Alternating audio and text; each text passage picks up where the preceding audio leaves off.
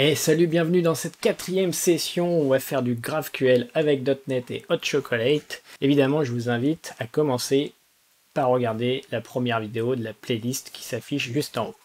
Allez, on est parti sur la quatrième session. Je vais essayer de mettre un gros zoom pour que les gens sur téléphone puissent regarder facilement. Et bien sûr, on reprend la solution de la dernière fois. Cette fois, je suis dans Visual Studio 2022, la preview.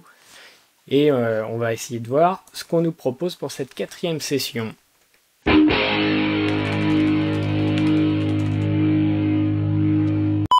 Donc là, on va s'intéresser un peu au schéma GraphQL. La dernière fois, on a regardé les data loaders. Data loader qui nous a permis de faire des requêtes en batch. C'est-à-dire que si vous avez besoin, par exemple, de récolter plusieurs speakers sur plusieurs ID différents, le batch va prendre tous les ID et requêter une seule fois la base de données ou votre source de données avec l'ensemble des ID. De plus, les data loaders ont souvent un système de cache, donc si vous avez besoin de récupérer la même donnée qui a été déjà demandée par un autre champ, vous allez récupérer directement la donnée depuis le cache. Donc c'est parti pour cette quatrième session, et dans cette quatrième session, on va s'intéresser au schéma GraphQL. Alors, qu'est-ce qu'on nous dit? On nous dit qu'on va s'intéresser au style Relay. Donc, c'est un style de GraphQL, de schéma GraphQL qui a été développé par Facebook qui permet d'avoir de bonnes performances côté client comme côté serveur. Et pour ça, vous avez besoin d'avoir un schéma qui a certaines contraintes, mais qui permet aussi d'être requêté plus facilement. Dans les contraintes, vous avez un certain mécanisme mis en place pour le refetching. Donc lorsque vous allez avoir besoin de récupérer de la donnée, vous avez un système de pagination. Donc on va voir le système de pagination, et vous avez besoin de mutation qui est structurée de façon un peu prédictable. Alors, on va commencer par créer un nouveau répertoire. Donc, je suis dans Visual Studio 2022 cette fois. Hop, et je vais ajouter un nouveau répertoire common. Ok, et dans ce répertoire, on va ajouter un nouveau fichier payload.cs. Donc, qui va être sûrement notre payload par défaut. Hop. Et dans ce payload, qu'est-ce qu'on a?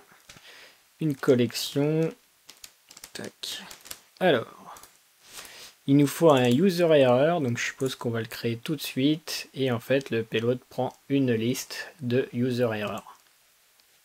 On va tout de suite créer ce fichier user error. Tac. Hop. On copie le contenu et une erreur utilisateur, c'est un message et un code, les deux de type string. Ok, jusque là très simple.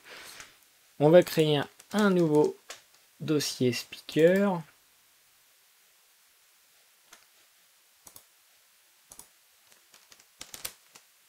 Et dans ce dossier, on va déplacer notre fichier mutation et qu'on va renommer speaker mutation. Donc ce fichier là, hop, on le déplace dans speaker et on va le renommer hop, speaker mutation, et on va renommer bien sûr le fichier en conséquence. Tac tac tac, et on va rajouter un attribut sur notre speaker mutation, extended object type, et je suppose que ça affecte certains paramètres par défaut. Hop. Ensuite, on va déplacer aussi le add input qui est là dans speaker. On va créer une nouvelle classe speaker payload base dans le dossier speaker, je suppose. Ouais. Hop. Un nouvel élément. Tac. Et le contenu. Donc le payload de base, qu'est-ce que c'est? c'est un objet qui prend en paramètre soit un speaker, soit une liste d'erreurs. Et voilà, c'est tout. Et c'est évidemment un payload. Donc un payload, c'est aussi un élément, une classe qui prend une liste d'erreurs. Ok. Ensuite, on va changer les classes de base. Donc le add speaker payload.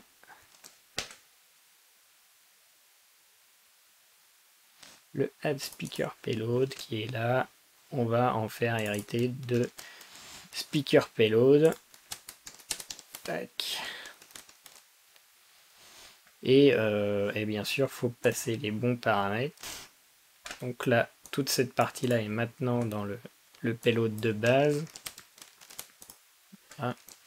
Et je pense que ce fichier devrait être déplacé. Hop, dans speaker aussi. Voilà. Mon speaker mutation, il est pas content, il doit manquer un using. Pourquoi? Alors, ouais. On va rajouter speaker ici. J'ai dû l'oublier. Ça c'est tout bon. On va évidemment changer le startup pour que la mutation soit content. Ici, ce n'est plus mutation, mais bien speaker mutation. Speaker mutation. Et d'ailleurs, c'est pas tout à fait ça qu'on va faire. Ce qui est fait, c'est de changer la configuration pour merger toutes les mutations directement dans le type mutation. Donc en fait, on va regrouper un certain nombre de types dans un type GraphQL mutation. Ok, ça c'est pas mal. Ça permet vraiment de splitter les différents champs dans des classes différentes et du coup de pouvoir plus facilement les gérer. Donc là, il faut faire le using. Hop. Voilà, donc là j'ai ouvert en fait speaker et mon appli devrait compiler sans aucun problème. Je peux compiler. Voilà. Pour l'instant, il n'y a pas énormément de changements à part qu'il y a un payload avec des erreurs. Ok, super. Ensuite, on va mettre en place le support de Relay. Donc le support de Relay, c'est vraiment le style Facebook. Et pour ça, ça se fait tout simplement en ajoutant Enable Relay Support. Hop. Donc dans le startup. Dans le startup, ici, on va rajouter cette ligne Enable Relay Support. On va configurer l'entité speaker pour implémenter l'interface Node. Et on va résoudre le champ Node avec ce data loader. On donne le champ d'ID, c'est bien ID, et data loader using hot chocolate. Voilà, ça c'est bon. L'autre, c'est toujours le même. Je vérifie, get section, default. Ok, use db context, name session. Ok, ça c'est les sessions. Le resolver, il n'a pas dû changer. On a where include select many to array async. Ok. Et on a le session by ID. Très bien. Ça c'est bon.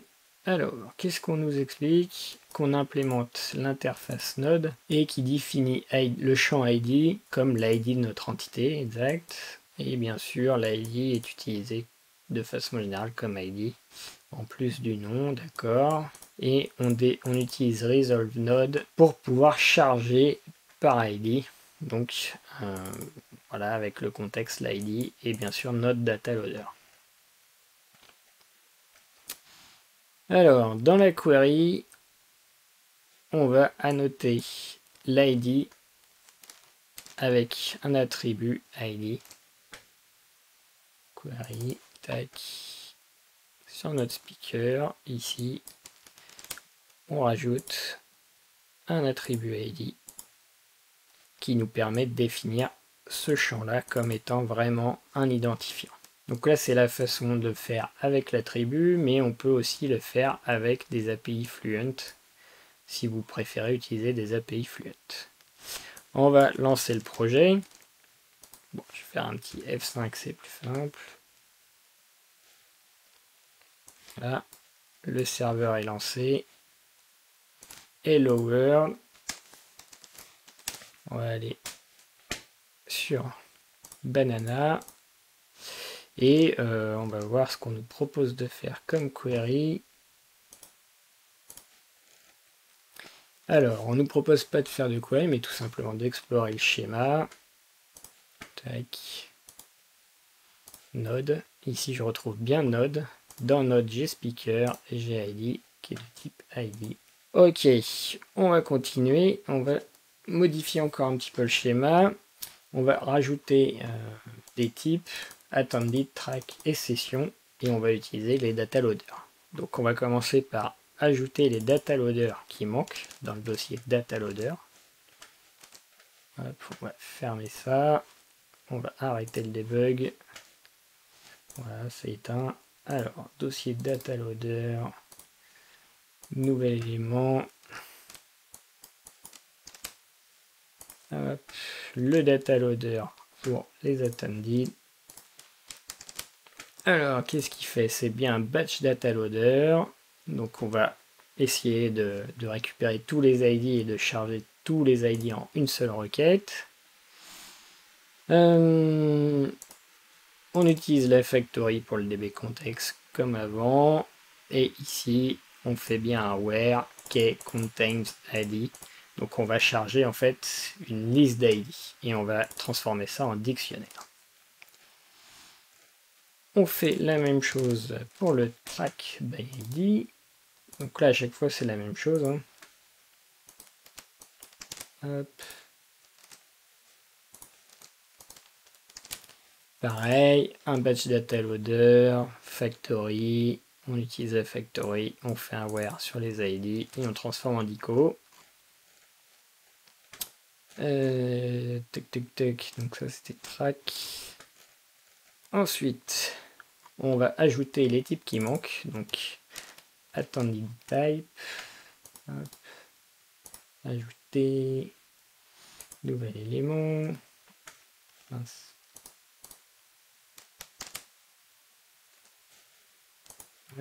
Hop. Alors, qu'est-ce qu'on a dans ce type?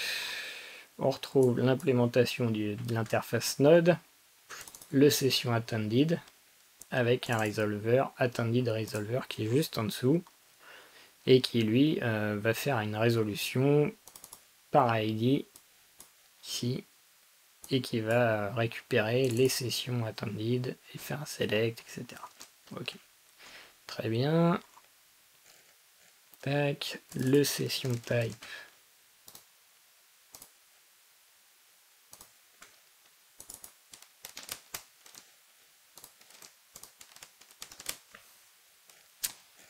Alors, session type.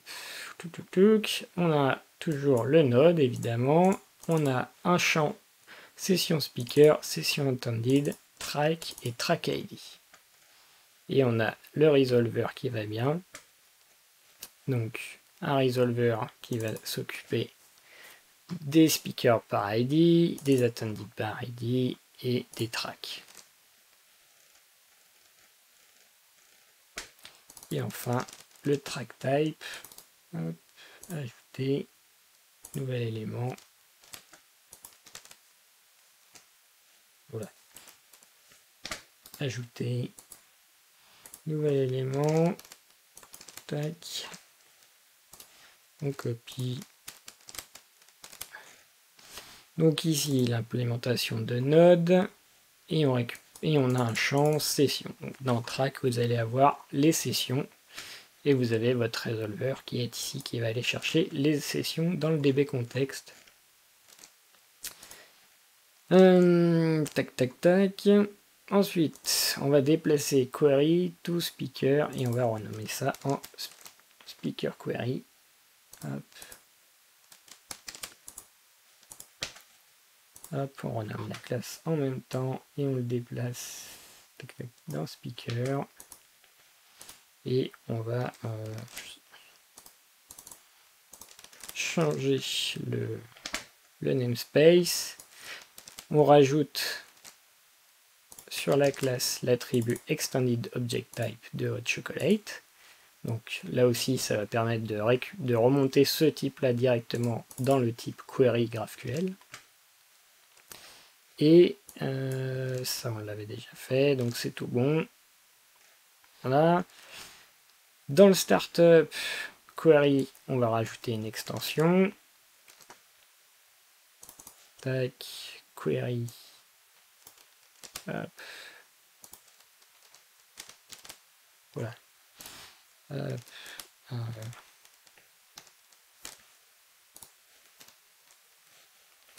Donc dans query, on a un champ query qui va utiliser l'extension speaker query. Ok. Très bien.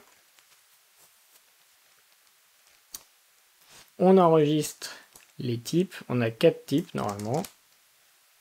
Tac. Donc là, j'avais enregistré que speaker. On enregistre les autres. Hop. On va essayer d'aligner un petit peu les choses.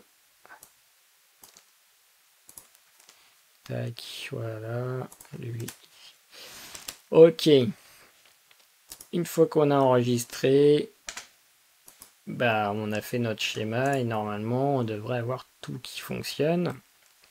On nous dit qu'il faut réfléchir au-delà du simple CRUD. Et en fait, on va créer une API qui est facile à utiliser pour un être humain. Et voilà, ça va être assez facile de faire de la découverte directement sur l'API et notamment sur la partie mutation. Et on va s'occuper des mutations de session en premier. Donc on va créer un nouveau répertoire qu'on appelle session. Voilà, on avait déjà notre répertoire speaker. Maintenant on va rajouter notre répertoire session. Hop. Et dans session, on va évidemment créer d'abord un fichier session payload base.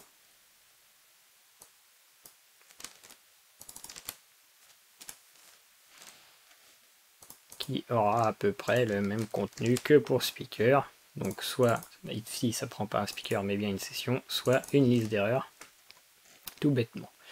On va avoir un input pour pouvoir exécuter, pour donner les inputs de notre mutation. Hop, donc là on est exactement sur le même concept que pour les speakers.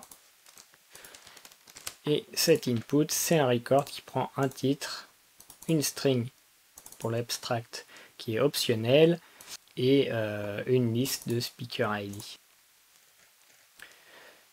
On va rajouter un session payload, là, tac, donc qui hérite de payload et qui prend une session ou une liste d'utilisateurs. On va créer la mutation.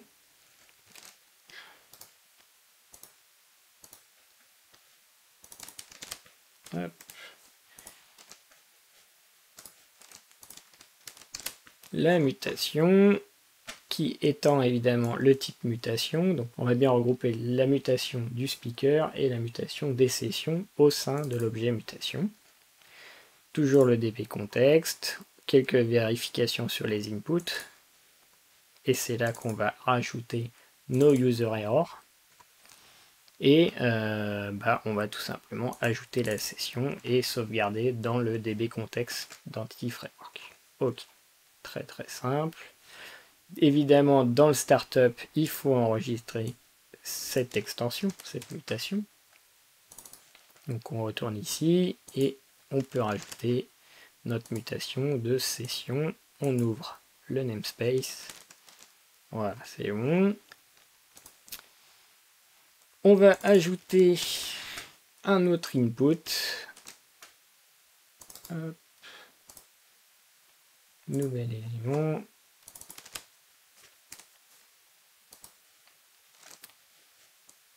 Tac.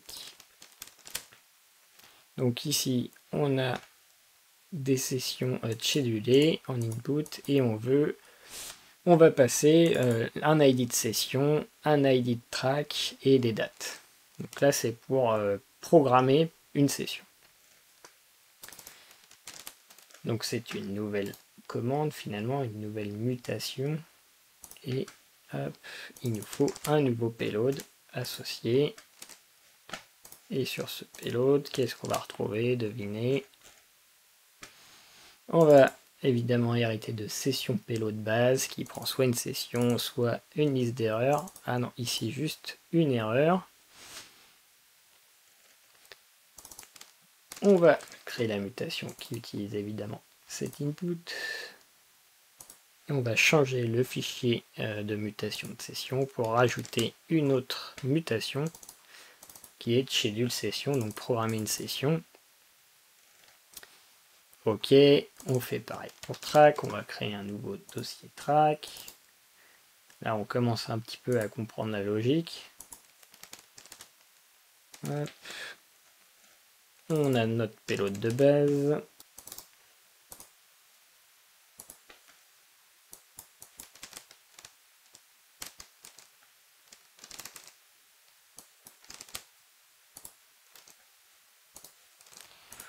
Dans le payload, on retrouve la même chose que pour les autres fichiers, que les autres payloads. On va rajouter un input.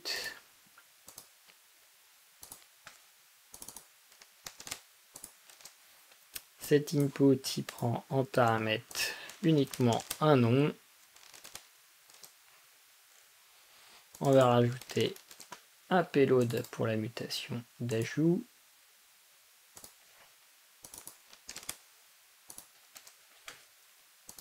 Ce payload, il hérite évidemment du payload de base. Il affecte les bonnes valeurs. Et on va créer enfin la mutation.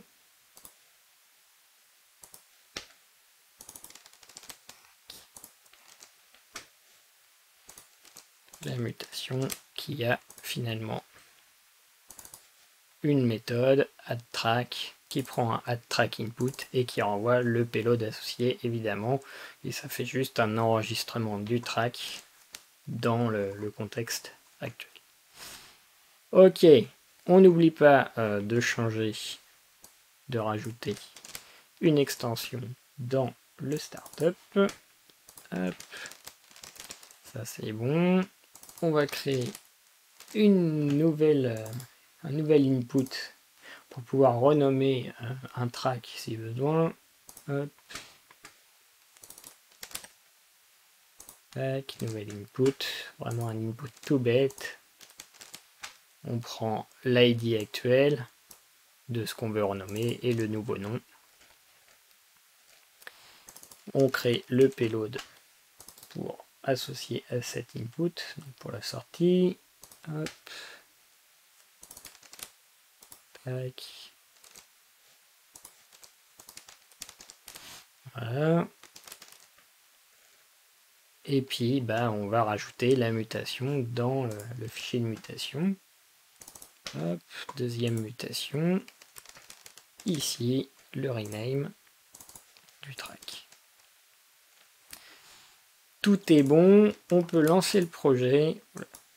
On peut lancer le projet.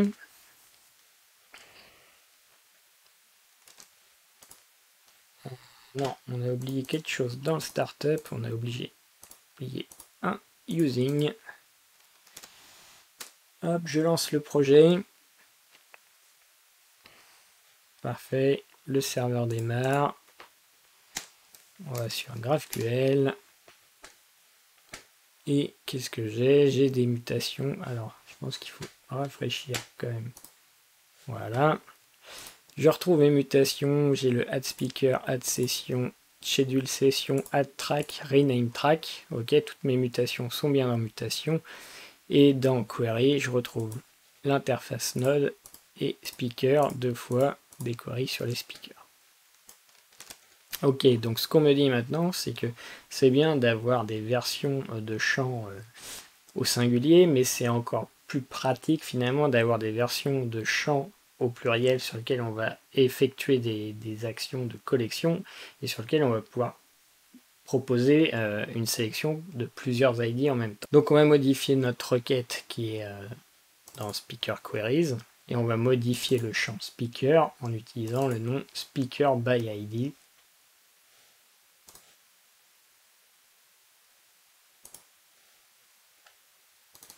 Donc je vais dans Speaker Query et je vais modifier ce fichier. Ok, relativement simple. On va introduire une nouvelle version d'un getSpeaker by ID async. Tac, tac, tac. Donc ici, on a le getSpeaker async, getSpeaker by ID et getSpeakers by ID. Donc c'est ça qu'on va rajouter dans notre query. Hop. Et maintenant, on a une version singulier et une version plurielle. La version singulier prend évidemment un ID unique, alors que celle au pluriel prend un tableau d'ID. Ok, on va ajouter des nouvelles requêtes pour les sessions. Donc dans session, on ajoute un nouveau fichier session queries, donc les queries, les requêtes pour les sessions. Ok, et on a get session, donc pour récupérer toutes les sessions, ou une session par son ID, ou des sessions par ID, donc pareil avec un tableau d'ID. On va bien sûr enregistrer ces queries au niveau du startup. Hop. On peut faire la même chose pour les tracks. Hop. Nouvel élément.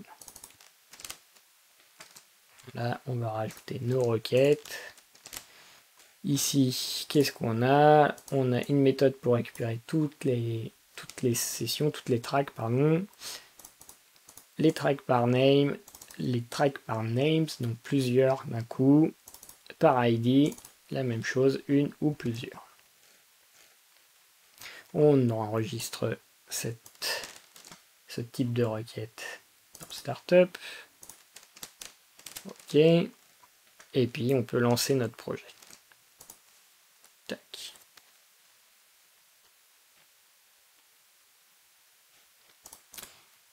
Du coup, si on s'amuse un petit peu avec, petit point d'arrêt. Voilà, soit plusieurs speakers. Et là, ID, ça sera un tableau d'ID. Je peux aussi très bien en donner un seul. Alors, c'est IDs évidemment. Tac. Et je récupère la même chose. Et je peux mettre plusieurs ID à la suite. Donc, si je reprends mes speakers, là, puisque je prends les ID, je vais exécuter cette requête pour connaître les ID. Et le deuxième, c'est celui-là. Hop.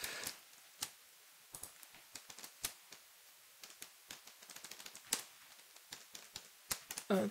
Et là, je vais récupérer plusieurs speakers avec les ID. Évidemment, si je les mets dans l'autre sens, je vais les avoir dans l'autre sens. Hop. Voilà. On se retrouve avec la même chose sur les tracks. Donc là, on peut avoir la liste des tracks.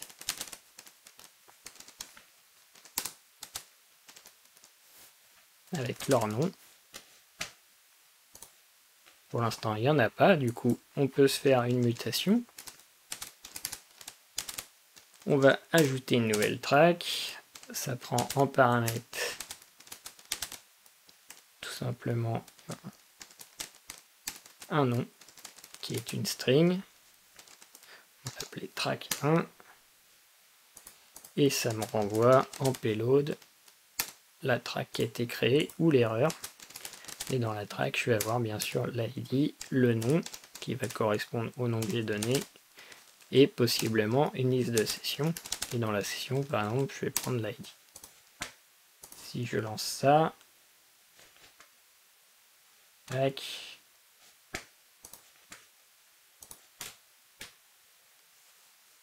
Et que j'enlève encore des points d'arrêt. Ça m'a créé une nouvelle track avec un ID qui n'est pas associé à des sessions, c'est normal. Si je refais une requête sur la liste des tracks, donc là toutes les tracks avec leur nom et leurs ID, je vais récupérer à peu près la même chose. Tac. Je prends cet ID et je vais faire un track by ID qui prend en paramètre évidemment des ID. Et ici, je vais en passer un seul. J'ai oublié les 2 points. J'exécute ça et je récupère la même chose. Je peux faire une mutation pour planifier une track. On va faire un add session. Hop. Session.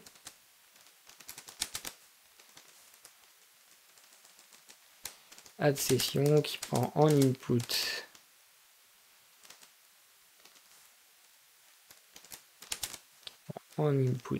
un speaker ID et un titre. Ah non, des speakers.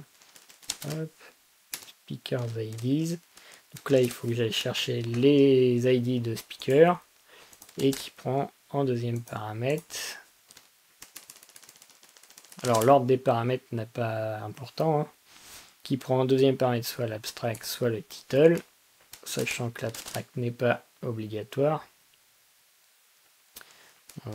Donc j'ai plus l'ID du speaker. D'ailleurs, qu'est-ce qui se passe si je mets un ID qui n'existe pas? Hop. Et que j'essaye de récupérer l'ID. Oh là. J'essaye de récupérer l'ID de cette session. Je devrais avoir une erreur. Voilà. L'ID Toto est invalide. Déjà, c'est pas le bon format. Du coup, le plus simple, c'est de faire une requête pour récupérer l'ID du speaker. Hop. On va exécuter uniquement la query. Hop, j'ai mon ID de speaker. Hop, je vais associer ce speaker sur la session. Donc, je vous invite à continuer de faire mumuse un petit peu avec GraphQL. Là, vous pouvez vous faire plaisir avec le schéma. C'est vraiment très très simple. On a plein de mutations. Et on a plein de queries. Donc, vous pouvez faire tout ce que vous voulez. Et on va se retrouver très bientôt pour la 5e session sur Hot Chocolate. Moi, je vous dis à très bientôt. À plus!